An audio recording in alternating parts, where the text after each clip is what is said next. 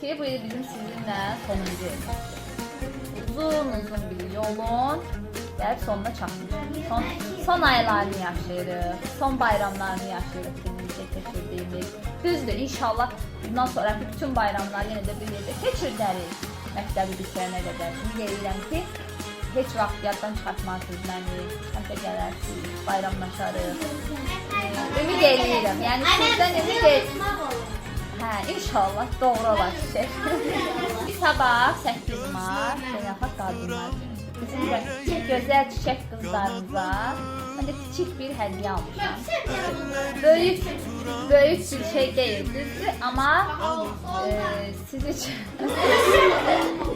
sizi kiçik də olsa bir hədiyyəni sevindirmək istəmişəm. İstədim ki, diqqətdən kənarda qalmayasınız, həmişə seviləsiniz, çox seviləsiniz, sevəsiniz, həmişə sevimli olasınız.